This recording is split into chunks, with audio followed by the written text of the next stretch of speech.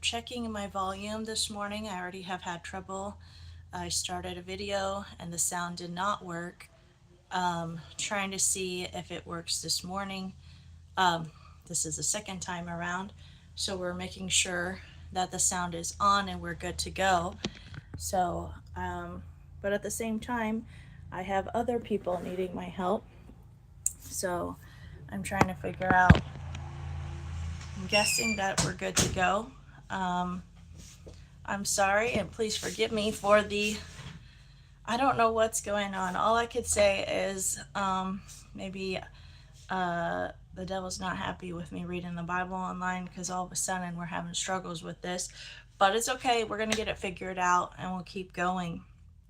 And I was talking about this morning, I was trying to do something nice. And have you ever tried to do something nice and then it go all wrong? This is what happened. Good morning, Molly. You can hear me just fine. Can you hear me all right? Because that was the thing. Perfect. Thank you. Okay, good. All right, we're good to go. And anyways, I was trying to do something nice this morning and it didn't go how I was hoping. When I was growing up, my mom always made sweet tea for my dad. Not sweet tea, iced tea for my dad. And every time he came home, he had fresh brewed iced tea. It was one of his favorite things. Well, last night, my husband was teasing me and said, "Oh, I wish my wife would bring, have, he likes sweet tea." And so, well, I thought, okay, I'm going to do that real quick. It doesn't take that long or not too long. So I started to do that, and of course I made a big mess. First off, I don't drink sweet tea, so I don't know how sweet and any of those things. And I don't want it to be too sweet. Um, but anyway, so I made a mess. I was trying to put it in a nice jar and I spilled it everywhere. And that's how it goes. You're trying to do something good and something nice, and it just sometimes it gets a little wonky, right? So, but it all worked out. And that was just a silly thing that happened to me this morning. But we have sweet tea in the fridge at this current moment. So I will have that nice gesture for my husband, just letting him know I hear him, see him, and love him. Also, I was talking about my cup. So I was talking about my cup the other day and how the message was on my side. And I'm like, oh, maybe I'm the weirdo and don't realize that all cups have the message on the inside, not on the outside, because it's for you. And I didn't realize that. But my cup today um, says, when life gets too hard to stand, kneel. Talking about, of course, praying and giving it to the Lord. And this cup was from a great pastor's wife friend in Texas. We had lots of fun times together. And she gave this cup to me and several other things before I moved 9 years ago. And so, but she's still a blessing in my life. And then um, this morning I got a good phone call from a friend, a lady in our church, just calling to be a blessing, just calling to be an encouragement. Don't you love those kind of phone calls? Someone that just wants to let you know, like, I'm just calling to be an encouragement. I think we could all use more calls like that. So, anyways, we're in the book of Numbers this morning, and sorry for the crazy delay this morning, but it's okay. We're still going to get in the Word. And we're on the book of Numbers. Yay! So that means we have read Genesis, Exodus, Leviticus, and now we're in Numbers. And so I was talking about some study tools that I use or study resources that I use. I have a Strong's Concordance, Bible Dictionary, several different ones of those. And also I have. I'm so sorry you were sick yesterday, but I'm glad you're here today. As well as we have, so I have the Strong Concordance, a Bible dictionary, commentary. I like the Matthew Henry commentary, but there's several other commentaries I'll read after. And these are just helpful of different people's idea on the passage that they read. And after reading several of them, you would see, and through the Holy Spirit leading you in truth, that you would come to the same conclusion. It also lets you know if you're way off base, if you thought it was something and it wasn't.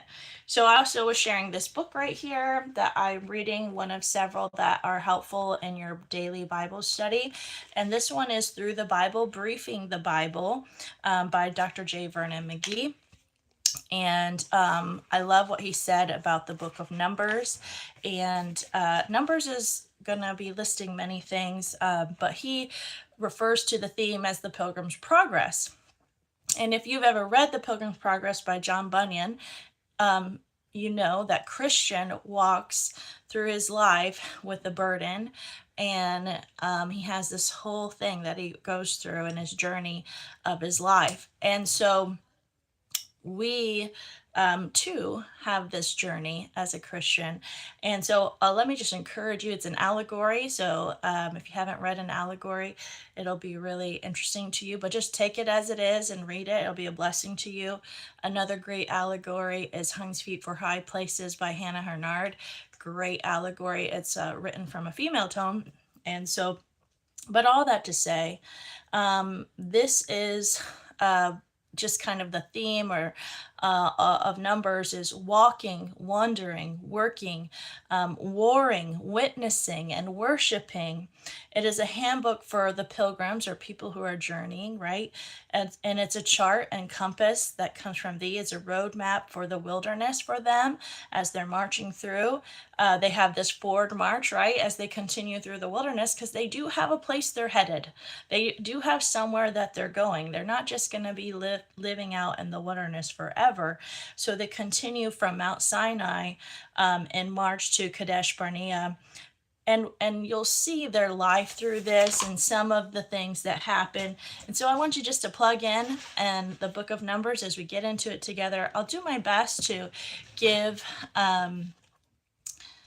as some insight as we are reading, because I know sometimes it might be hard to you know, understand everything, and that's okay. So ask questions along the way, and we'll do our best, okay? So, and I'm going to do my best to keep up with the comments. And if there's anybody that is not here for Bible reading, this is probably not your channel because we are going through the word together. So, Numbers chapter 1. Numbers chapter 1.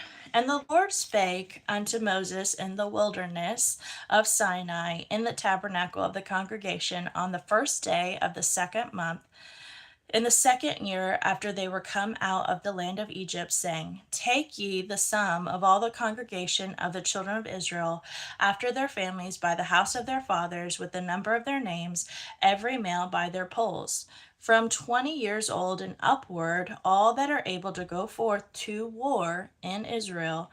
Thou and Aaron shall number them by their armies. So they had to be 20. So that's interesting for their armies. Verse 4.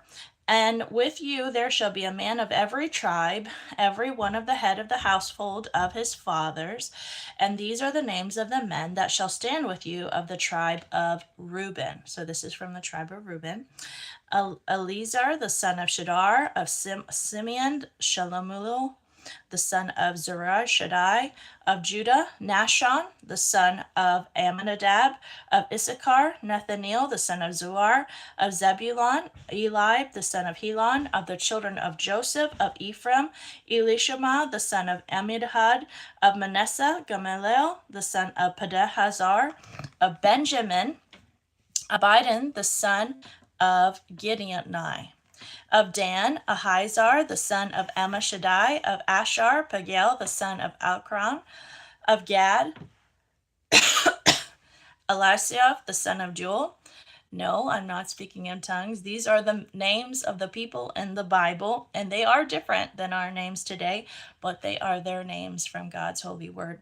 Verse 15, of Naphtali, Ahir, the son of Enan, Verse 16, they were the renowned of the congregation, princes of the tribes of their fathers, heads of thousands in Israel. And Moses and Aaron took these men which are expressed by their names, and they assembled all the congregation together on the first day of the second month, and they declared their pedigrees after their families by the house of their fathers, according to the number of the name, from 20 years old and upward, by their polls. As the Lord commanded Moses, so he numbered them in the wilderness of Sinai.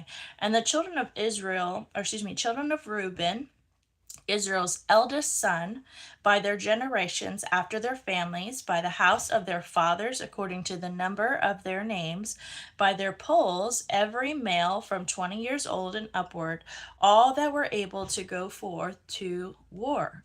Those that were numbered of them, even of the tribe of Reuben, were 46,500. Of the children of Simeon, by their generations, after their families, by the house of their fathers, those that were numbered of them, according to the number of the names by their polls, every male from 20 years old and upward, all were able to go forth to war. And those were numbered of them, even of the tribe of Simeon, were 50,9,300. Of the children of Gad, by their generations, after their family, by the house of their fathers, according to the number of their names, from 20 years old and upward, all were able to go forth to war. Those were numbered of them, even of the tribe of Gad, were 45,650. And of the children of Judah, by the generations of their families, by the house of their fathers, according to the number of the names, from 20 years old and upward, all that were able to go forth to war.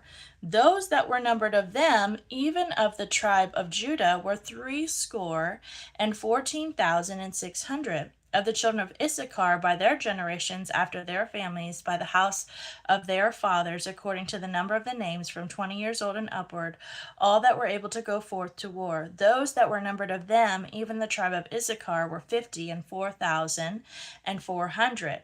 Of the children of Zebulun, by the generations after their families, by the house of their fathers, according to the number of the names, from 20 years old and upward, that were able to go forth to war. Those were numbered of them, even of the tribe of Zebulun, were 57,400.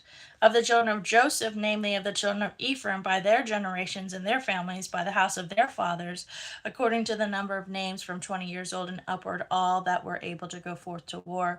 Those that were numbered of them, even of the tribe of Ephraim, were 40,500.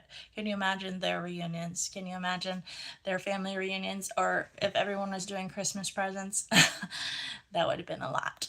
Anyways, of the children of Manasseh, by their generations after their families, by the house of their fathers, according to the number of the names, from 20 years old and upward, all that were able to go forth to war, those were numbered of them, even of the tribe of Manasseh, were 32,200.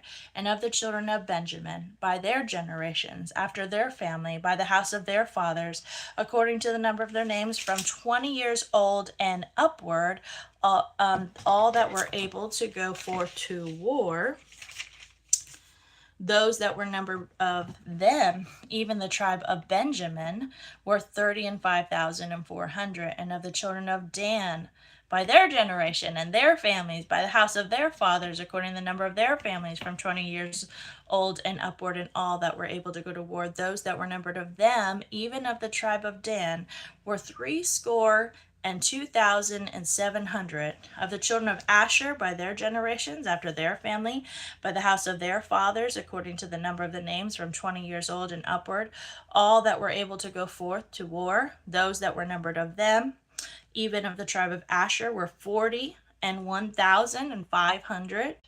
And of the children of Naphtali, throughout their generations after their family, by the house of their fathers, according to the number of the names, from 20 years old and upward, all were able to go forth to war, those that were numbered of them, even the tribe of Naphtali, were 53,400. These are those that were numbered, which Moses and Aaron numbered, and the princes of Israel, being 12 men, each one was for the house of his fathers. Can you imagine counting? Wow, that would be a lot of work counting all of that.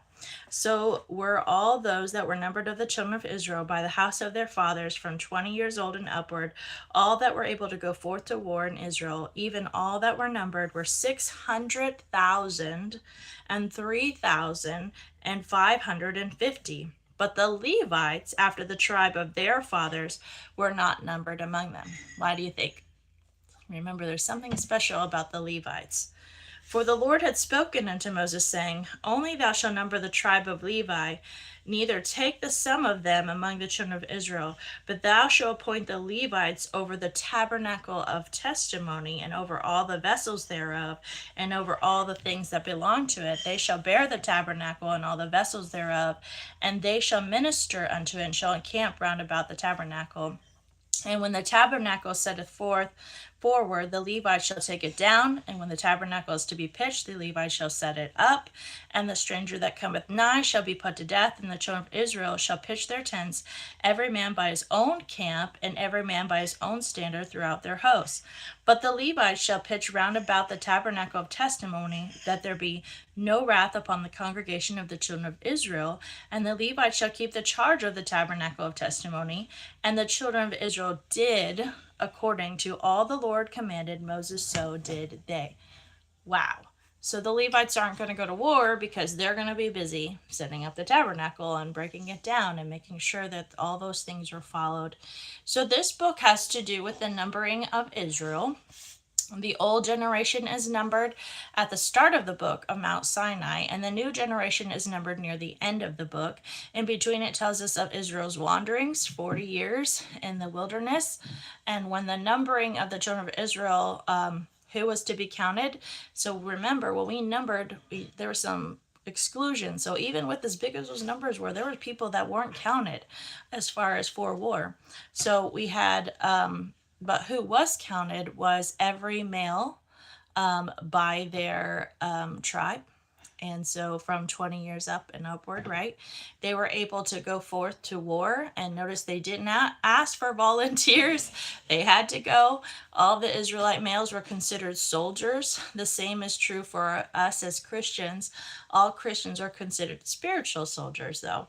So when we got saved, we were volunteered. You're either a good soldier or a bad soldier, right? Onward Christian soldiers, how this all goes.